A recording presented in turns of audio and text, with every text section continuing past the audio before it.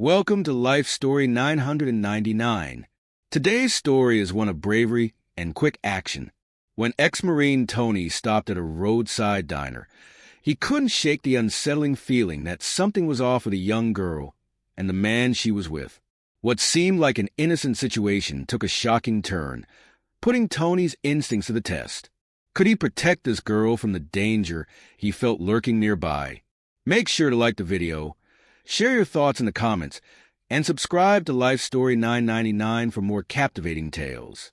Tony Smith, a former Marine, pulled into a quiet diner along the rural stretch of Crossfield Highway.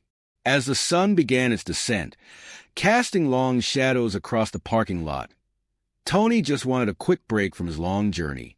He was looking forward to a hot cup of coffee, some rest, and maybe a moment of peace. However, as he stepped inside the small diner, the comforting aroma of brewed coffee mixed with the uneasy feeling growing in his gut. Tony quickly scanned the room, an instinct that never quite left him even after years of service. There were a few patrons, some truckers in the corner, an elderly woman at the counter, and a man in his 50s dressed in a navy suit. Seated across from him in a yellow booth was a young black girl, no more than 8 years old, her red dress bright against her dark skin. Her body language caught Tony's attention.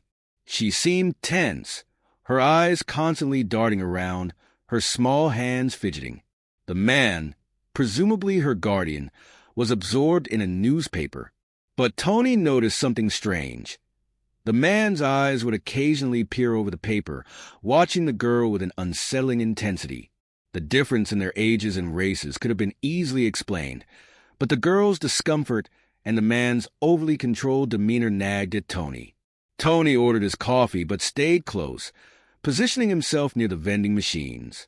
He observed without drawing attention, watching the girl's small hand as she raised it subtly, her fingers spread wide. Was she trying to signal something? Tony's military training had taught him to never ignore these gut feelings, but he found himself at a crossroads. Should he intervene or risk making a mistake? The minutes ticked by, and Tony's unease only grew. The girl continued to glance around nervously, her eyes briefly meeting his from across the room. In that fleeting moment, Tony saw something that struck him to the core, fear deep and unguarded. He knew he had to keep watching, even if it meant delaying his journey a little longer.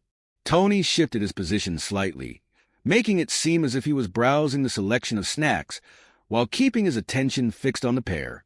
The girl's hand rose again, fingers spread in that same odd gesture, her eyes desperate as they locked onto Tony's for the briefest of moments. This was no coincidence. She was signaling for help. Tony's instincts, honed from years of military service, told him this was no ordinary situation. His heart pounded as he considered his options. The diner was quiet, the clink of cutlery and the hum of conversation forming a mundane backdrop to the intensity Tony felt growing inside him. The man across from the girl remained focused on his newspaper, but every now and then, Tony saw his eyes shift over the top of the paper, watching the girl in a way that made Tony's skin crawl. There was a possessiveness in that gaze, a silent warning that made the hairs on Tony's neck stand on end. The waitress called out Tony's order, snapping him momentarily out of his thoughts. He grabbed the coffee, his fingers trembling slightly as he took the hot cup. He knew he couldn't just ignore what he was seeing, but approaching without proof was risky. What if he was wrong? What if this really was just a father and his daughter, and he was misreading the entire situation? But as he glanced back at the girl, her wide eyes full of silent desperation, he knew he couldn't just walk away. Tony made his way towards a table, trying to keep his expression neutral. He approached with casual steps, his eyes catching the girl's once more. The man finally looked up, his eyes narrowing as Tony came closer.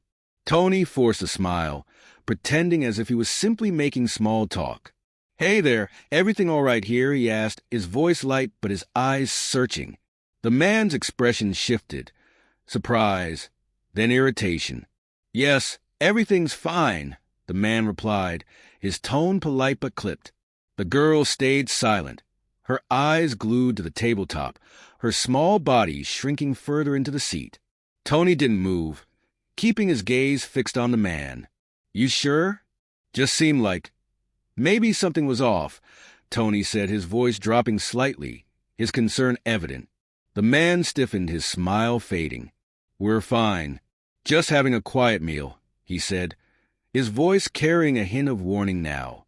Tony nodded slowly, but his instinct screamed at him that something was very wrong. He glanced at the girl again, trying to catch her eye, but she wouldn't look up. Instead, her small hands fidgeted in her lap, her fingers trembling. Tony decided he needed to take a different approach. Direct confrontation might not work, but he couldn't just leave. He backed away, giving them some space, but kept his eyes on the pair. He moved towards the counter, pretending to check out the menu while actually pulling out his phone. Tony dialed 911, keeping his voice low as he described the scene. He made sure to mention the girl's hand signals, the unease he felt, and his background as a former Marine. The operator assured him that officers were on their way. Tony hung up, feeling a mixture of relief and anxiety. He had taken the first step, but now he had to wait, and every moment felt like an eternity. He positioned himself near the door, watching the pair closely. The man seemed to be growing agitated, his movements more abrupt as he folded his newspaper and glanced around the diner. Tony could feel the tension radiating from the booth, a palpable unease that made his own nerves stand on edge. Then it happened. The man grabbed the girl's arm, pulling her roughly to her feet. She winced, her eyes going wide with fear. Tony felt a surge of adrenaline, his muscles tensing as he prepared to intervene. Just then, the sound of sirens pierced the quiet evening air, growing louder as they approached the rest stop. The man froze, his head snapping towards the window, his face paling as the flashing red and blue lights filled the parking lot. Tony stepped forward, his eyes locking onto the man, who seemed to realize that his time was up. The door swung open, and two uniformed officers entered, their eyes scanning the diner before zeroing in on the scene at the booth. "Sir, let go of the girl and step back," one of the officers commanded, his voice calm but authoritative. The man hesitated, his grip tightening on the girl's arm for a split second before he released her, his shoulders slumping. The girl immediately stepped back, her eyes darting towards Tony, a flicker of hope breaking through the fear. The officers moved in, one of them guiding the girl away, while the other placed a firm hand on the man's shoulder. Tony watched as the man was led away, his protest falling on deaf ears. The girl stood there, her small frame trembling, her eyes welling with tears as she looked around, lost and scared. Tony approached her slowly, crouching down to her level. "Hey, you're safe now," he said gently, his voice steady despite the adrenaline still coursing through him. The girl looked at him, her lips trembling before she whispered, "Thank you." Tony felt a lump form in his throat, and he nodded. "You're going to be okay," he assured her, his heart swelling with a mix of relief and emotion. He knew that whatever had brought them all to this point, he had made the right choice in trusting his instincts. And as the police officers led the girl towards safety, Tony felt a deep sense of peace knowing that, at least for today, he had made a difference. Tony watched as the girl repeated the same hand signal, this time with an unmistakable urgency. Her eyes met his, and for a fleeting moment, Tony saw something that froze him to his core, fear deep and raw. He knew he had to act. The man across from her was still focused on the newspaper, occasionally leaning in to speak to the girl in a tone that Tony could not hear, but that seemed to make her shrink even further into herself. Tony's heart pounded as he weighed his options. The scene in front of him seemed normal on the surface, but he couldn't shake the feeling that the girl was in danger. He decided to move closer, feigning interest in the vending machines. The girl looked at him again, her eyes widening slightly before she gave the same signal, this time more deliberate. That was the confirmation Tony needed. He approached the table, trying to keep his posture calm, and asked in a friendly tone, "Is everything okay here?" The man looked up, startled. his eyes narrowing for a second before a forced smile spread across his face. "Yes, of course," he replied, his voice dripping with an unnatural cheerfulness. The girl, however, stayed silent, her eyes darting nervously between Tony and the man. Tony bent down slightly, his gaze fixed on the girl. "Are you all right?" he asked softly, his tone filled with gentle concern. She hesitated, then gave a small, almost robotic nod. But Tony wasn't convinced. He knew the look of someone too scared to speak up. Tony took a step back, still observing the pair. He needed a plan and fast. Direct confrontation wasn't going to work, not without some proof or backup.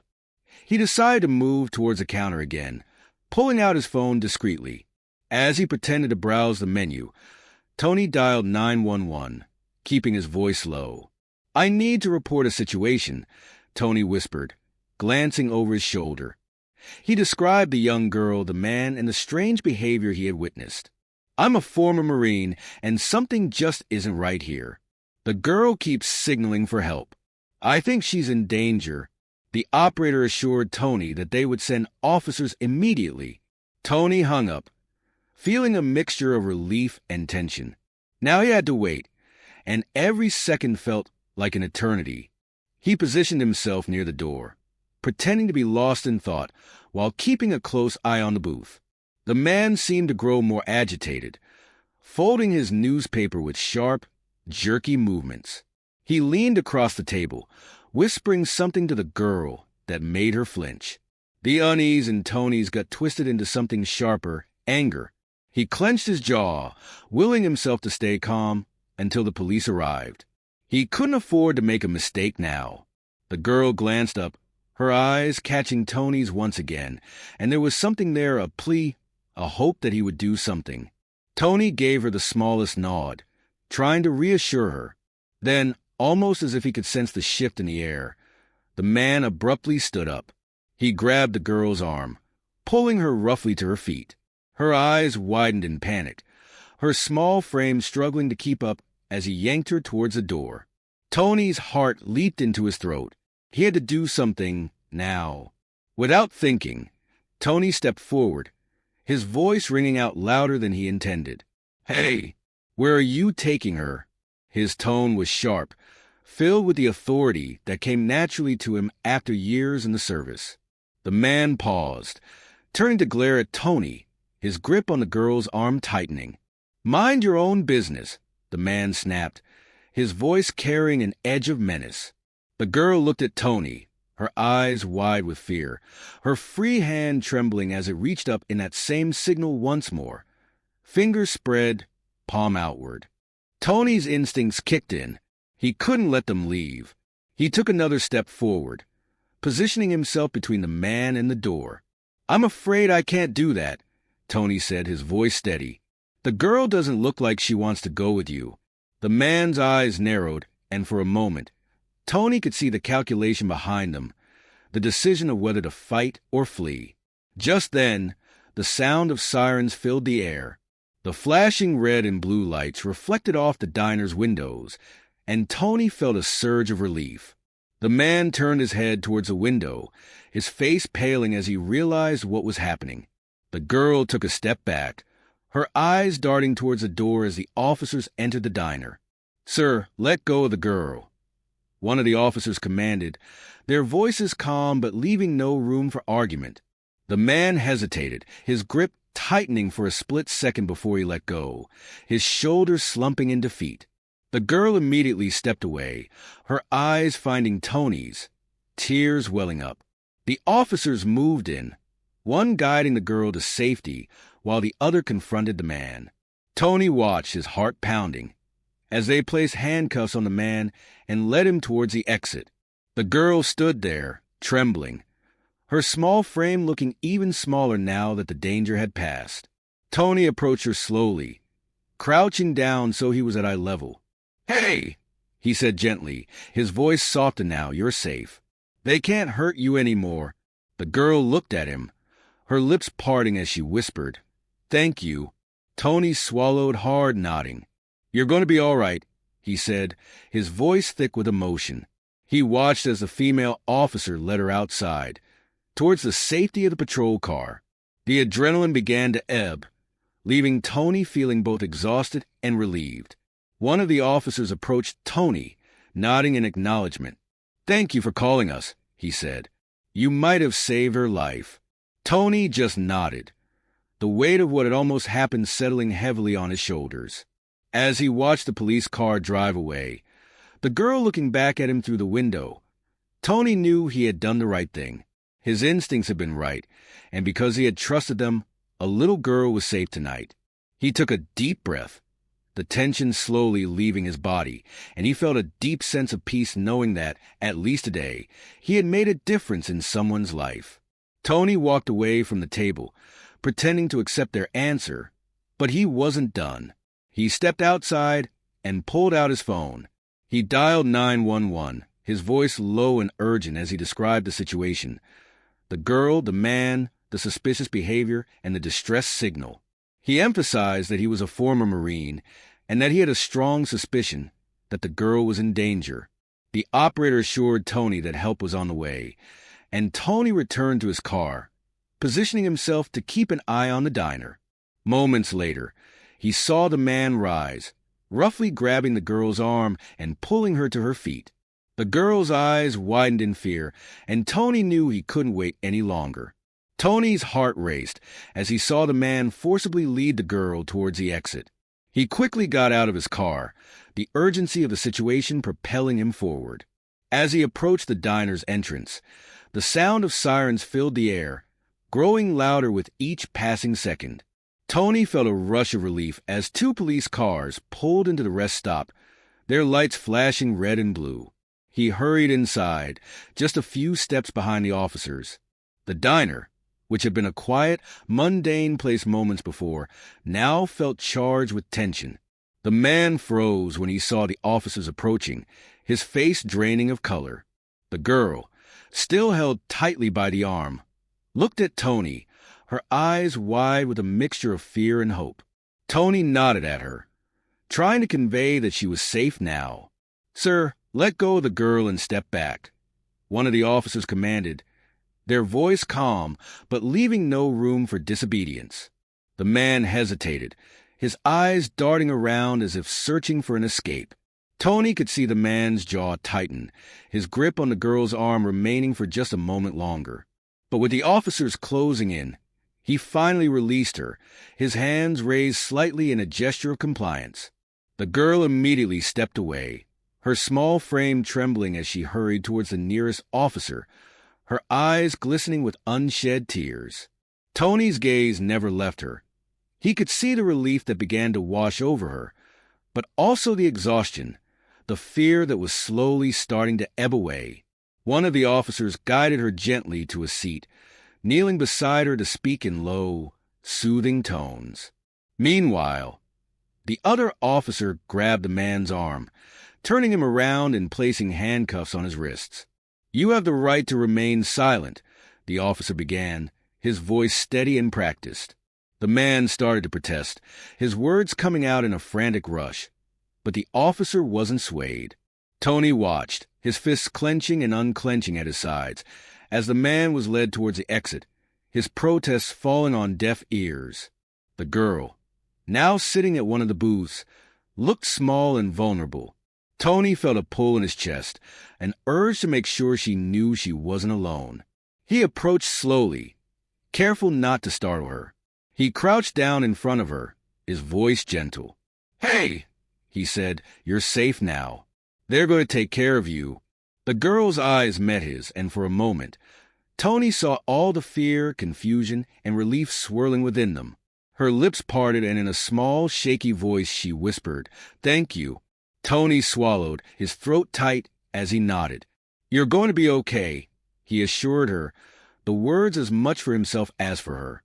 Outside, the flashing lights of the police cars painted the parking lot in alternating hues of red and blue. Tony glanced out the window, seeing the man being placed into the back of a patrol car, his face a mask of anger and frustration. Tony's gaze hardened.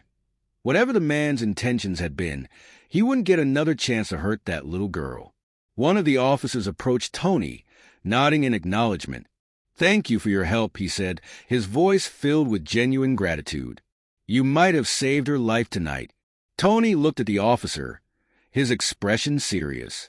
"I just did what needed to be done," he replied, but inside, he felt the weight of what had happened settle over him. The officer handed Tony a card.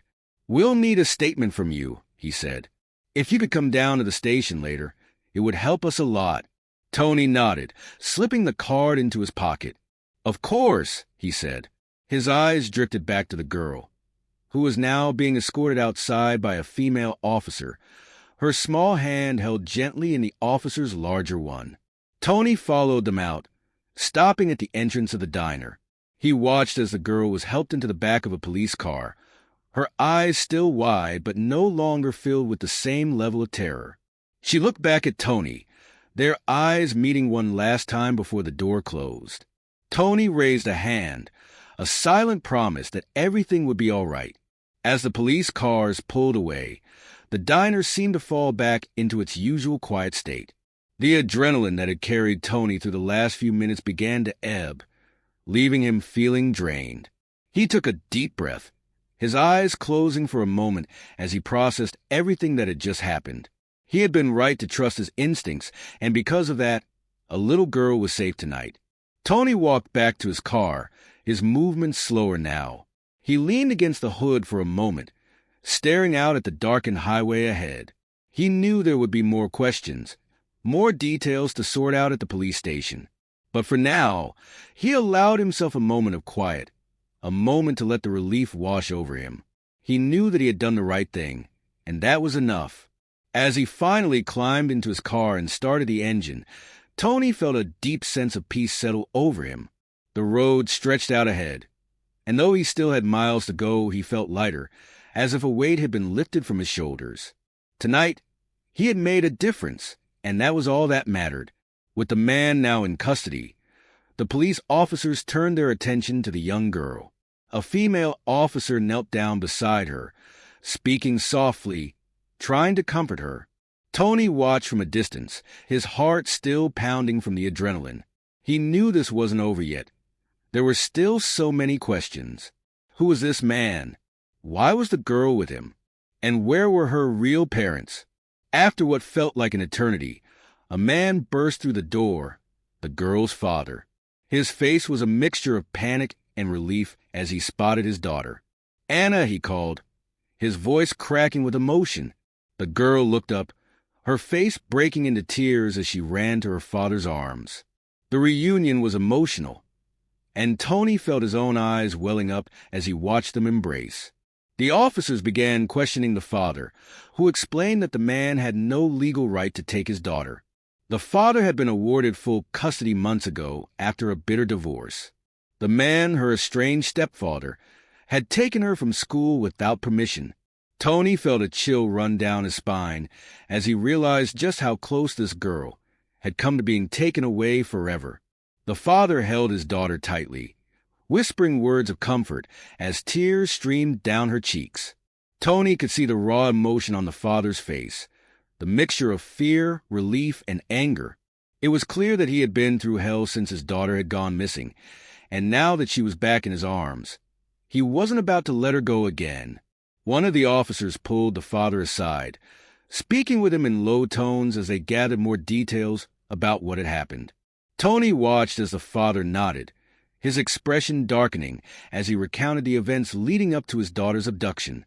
The officer listened intently, taking notes, while another officer stayed close to Anna, offering her comfort and trying to keep her calm. Tony felt a wave of exhaustion hit him as the adrenaline began to wear off. He took a deep breath, running a hand through his hair.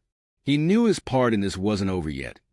He would need to give a statement, provide whatever information he could to help ensure that the man who had taken Anna would face justice. But for now, he was content to watch from the sidelines, knowing that the girl was safe and back where she belonged. After a few minutes, one of the officers approached Tony. "Mr. Smith," he said, his tone respectful. Tony looked up, nodding. "We'd like to get a statement from you, if you're up for it." Tony nodded again, straightening. "Of course," he said, his voice steady despite the exhaustion he felt. He followed the officer to a quieter corner of the diner, where they could talk without interruption. As Tony recounted everything that had happened, from the moment he first noticed the girl's distress to the confrontation with the man and the arrival of the police, he couldn't help but feel a deep sense of satisfaction. He had trusted his instincts, and because of that, a little girl was safe tonight. He knew that there were still challenges ahead for Anna and her father, but at least they were together, and that was what mattered most. The officer finished taking notes, nodding as Tony concluded his statement. "Thank you, Mr. Smith," he said. "Your quick thinking made all the difference tonight." Tony gave a small, tired smile. "I'm just glad she's okay," he replied. The officer patted him on the shoulder before heading back to join his colleagues. Tony watched as the father and daughter were escorted out of the diner, surrounded by police officers. The father's arm was wrapped protectively around his daughter, and Tony could hear him speaking softly to her, reassuring her that everything would be all right. Anna looked up at her father, her eyes still red from crying, but there was a glimmer of hope there now, a sense that maybe, just maybe, things would be okay. As they reached the door, the father turned back, his eyes meeting Tony's. For a moment, they simply looked at each other, an unspoken understanding passing between them. Then the father gave a nod, a gesture of gratitude that said more than words ever could. Tony nodded in return, his heart swelling with emotion as he watched them leave. The diner slowly began to return to normal, the few patrons who had witnessed the scene settling back into their seats, murmuring quietly amongst themselves. Tony remained where he was, taking a moment to collect himself before he finally stood up. He felt a sense of closure, knowing that he had done everything he could to help. It wasn't every day that someone found themselves in a position to truly make a difference, and Tony was grateful that he had been there when it mattered most. As he stepped outside, the cool night air hit him, and Tony took a deep breath, letting it fill his lungs. The flashing lights of the police cars were beginning to fade into the distance, and the rest stop was once again quiet, the only sound the hum of the highway in the background. Tony walked slowly back to his car, his body heavy with exhaustion but his mind at ease. He knew that this night would stay with him for a long time. The fear in the girl's eyes, the determination in her father's voice, the relief that had washed over him when the police had arrived. It was a reminder of the importance of trusting one's instincts, of stepping up when someone needed help. Tony had faced many challenges in his life, but this was different. This was about protecting the innocent, about standing up for what was right, even when it wasn't easy. As Tony got into his car and started the engine, he took one last look at the diner. The lights inside were still on, casting a warm glow onto the parking lot. He knew that, in the grand scheme of things, this was just one small moment, one act of courage in a world that often seemed full of darkness. But to Anna and her father, it was everything, and to Tony, that was enough. With a final deep breath, Tony pulled out of the parking lot, the road stretching out before him. He didn't know what lay ahead, but he knew one thing for certain. Tonight, he had made a difference, and that was something he would carry with him, no matter where the road might lead. Hours later, after giving his statement and ensuring the girl was safe, Tony was finally ready to leave the police station. As he was about to head out, the girl's father approached him, his eyes filled with gratitude. "I can't thank you enough for what you did," he said, his voice cracking. "You saved my little girl." Tony shook his head humbly. "I just did what anyone should do," he replied. But the father was insistent. "No, you did more than that. Please come by our house this weekend. We're having a barbecue, and you're more than welcome." Tony hesitated, but the look in the father's eyes convinced him. He nodded, agreeing to come. A few days later, Tony found himself in a backyard filled with laughter and the smell of grilled food. The sun was shining, and there was a sense of peace that filled the air. He watched Anna playing with her friends, her laughter a far cry from the fear he'd seen in her eyes at the diner. Her carefree spirit was back, and seeing her like this brought a smile to Tony's face. It was the kind of joy that made everything worth it. The girl's father, Mark, stood beside Tony, a beer in hand. He looked at Tony, his eyes reflecting a mix of gratitude and emotion. "You didn't just save her that day," Mark said quietly. "You gave us back our family." Tony nodded, his eyes on Anna as she chased after a ball with the other kids. "She seems happy," Tony said, his voice soft. "That's all that matters." Mark took a deep breath, his gaze shifting to his daughter. "I thought I'd lost her," he admitted, his voice breaking slightly. "That fear, it's something I wouldn't wish on anyone. But thanks to you, she's here, she's safe, and she's smiling again." Tony remained silent for a moment, taking in the weight of Mark's words. He had faced danger countless times during his service, but this was different. It was personal. It was about saving a child, protecting the innocent. He looked at Mark, his expression serious. "I'm just glad I was there," he said simply. Mark smiled, a genuine, heartfelt smile. "You're part of our family now, whether you like it or not," he said with a small chuckle. Tony couldn't help but smile back. It had been a long time since he had felt this kind of connection, a sense of belonging that went beyond just being a bystander. As the afternoon went on, Tony found himself relaxing more than he had in a long time. The warmth of the sun, the laughter of the children, the clinking of glasses and the murmur of friendly conversation. It all felt so normal, so comforting. He sat down at one of the picnic tables, a plate of food in front of him, and watched as Anna ran up to her father, tugging on his hand to get his attention. "Daddy, come play," she said, her face lit up with excitement. Mark laughed, setting his beer down and allowing himself to be pulled away by his daughter. He looked over his shoulder at Tony. "You coming, Tony?" he called out. Tony hesitated for a moment, then nodded, setting his plate aside and getting up to join them. The game was simple. A makeshift obstacle course the kids had created out of lawn chairs, a garden hose, and a few soccer balls. Tony found himself running, laughing, and playing alongside Anna and her friends, his heart feeling lighter than it had in years. He couldn't remember the last time he'd allowed himself to just let go and have fun like this. At one point, Anna ran up to Tony, her eyes bright, as she handed him a plastic toy sword.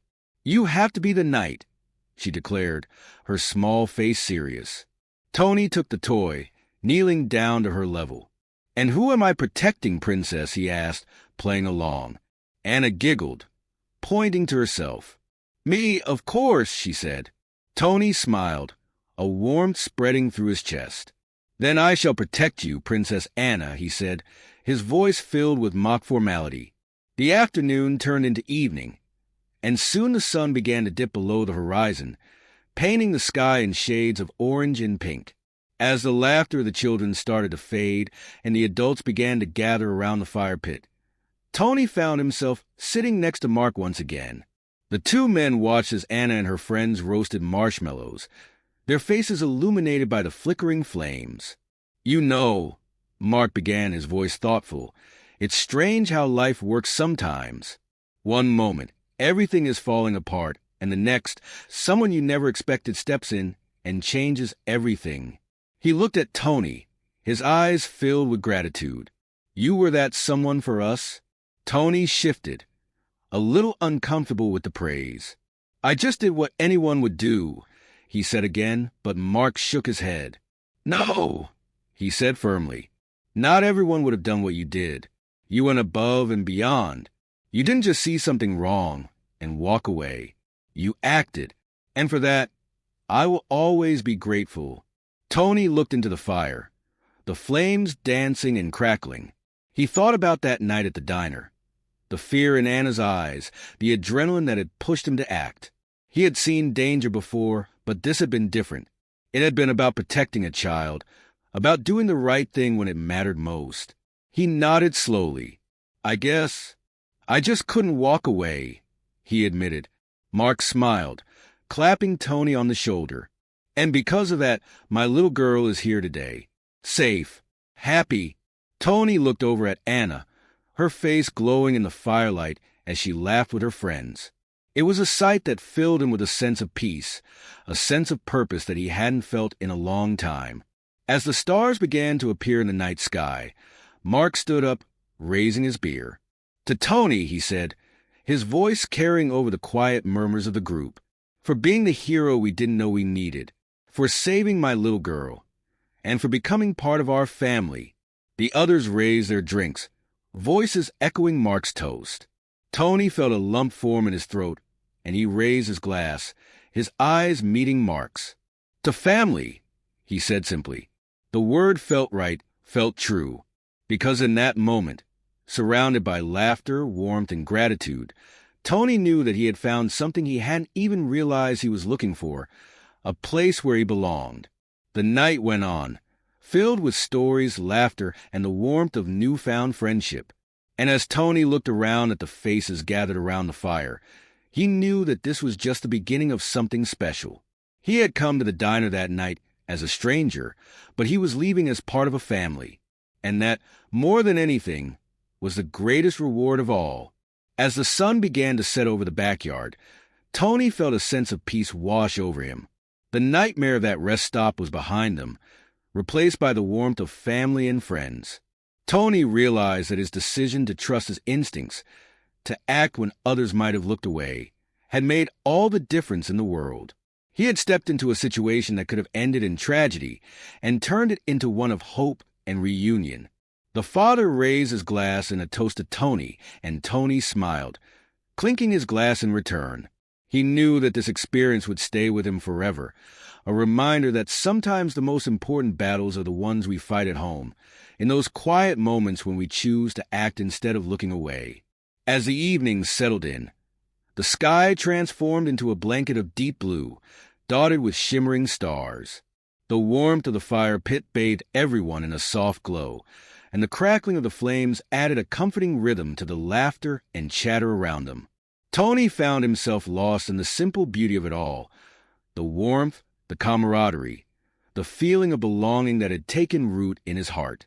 Mark, the father, looked over at Tony with a thoughtful expression. "You know, Tony, people talk about heroes like they're always wearing capes or uniforms," he said quietly, his voice barely rising above the crackle of the fire.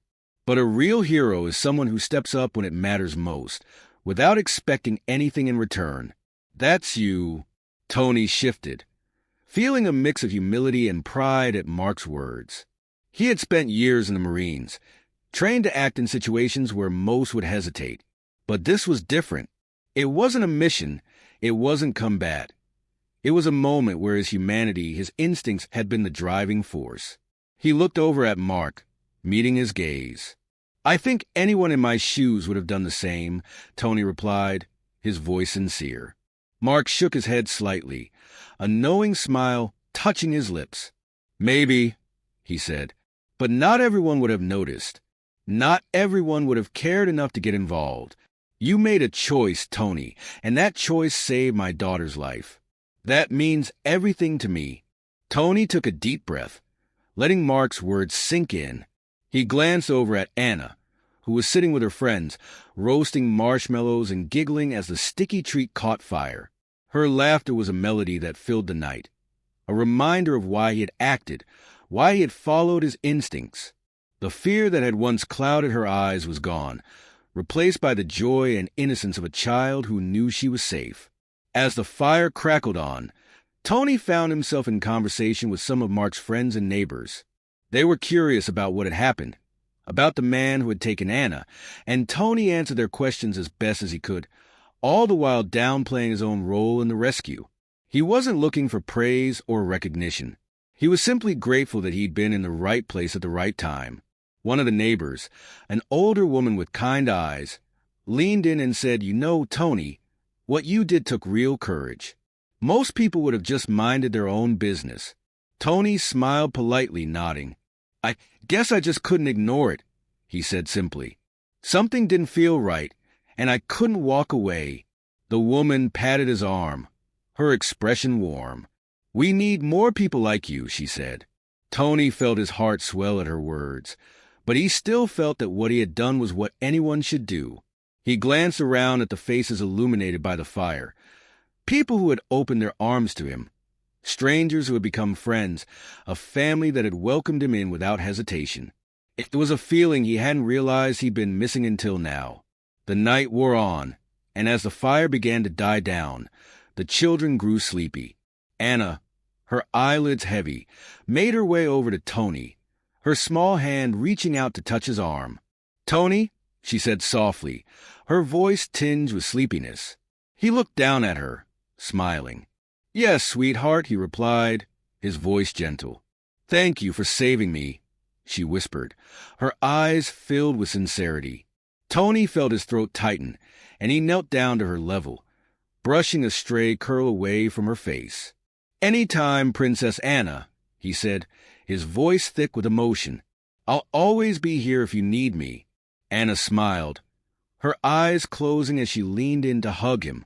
Tony wrapped his arms around her, holding her close for a moment before she pulled away and went to her father, who picked her up and cradled her in his arms. Mark looked at Tony over Anna's shoulder, his eyes glistening with unshed tears. "You really are part of our family now," he said quietly. Tony nodded, unable to find the right words to express what he felt in that moment. It was as if all the years of service, all the challenges he had faced, had led him to this, to a place where he could make a difference, not just as a Marine, but as a person. He had found something he hadn't even known he was searching for, a sense of purpose, of belonging. As the gathering began to wind down, Tony found himself sitting by the dying embers of the fire, the stars twinkling above. He thought about all that had happened, about the choice he had made to act when others might have turned away. It wasn't about being a hero. It was about being human, about recognizing when someone needed help and having the courage to step forward. He realized that this experience had taught him a valuable lesson, that the most important battles weren't always fought on distant shores or in the heat of combat. Sometimes, they were fought in the quiet moments, in the decisions we made when no one else was watching. It was about standing up for what was right, even when it was hard, even when it meant stepping out of our comfort zones. Tony knew that he would carry this night with him for the rest of his life. It had shown him that there was still good in the world, that people could come together to make a difference. And it had shown him that he still had a role to play, even after his days in the service were over. As he stood up, brushing the dirt from his jeans, Mark approached him one last time, extending his hand. Tony took it, and the two men shared a firm handshake. "Thank you," Mark said, his voice filled with emotion. Tony nodded, a small smile playing on his lips. "Take care of that little girl," he replied. "She's something special." Mark nodded, his eyes shining. "We will. And you're welcome here any time, Tony. Our door is always open." Tony felt a warmth spread through him at those words. He knew he would take Mark up on that offer. He had found a place where he belonged, a place where he was needed. As Tony walked to his car, he looked back one last time at the house, the warm light spilling from the windows, the laughter still echoing in the air. He knew that this was just the beginning of something new. He had made a difference, not just in Anna's life, but in his own. And as he drove away, the stars guiding him along the dark road, Tony felt a sense of fulfillment that he knew would stay with him forever. Thank you for joining us on this emotional journey of courage and compassion.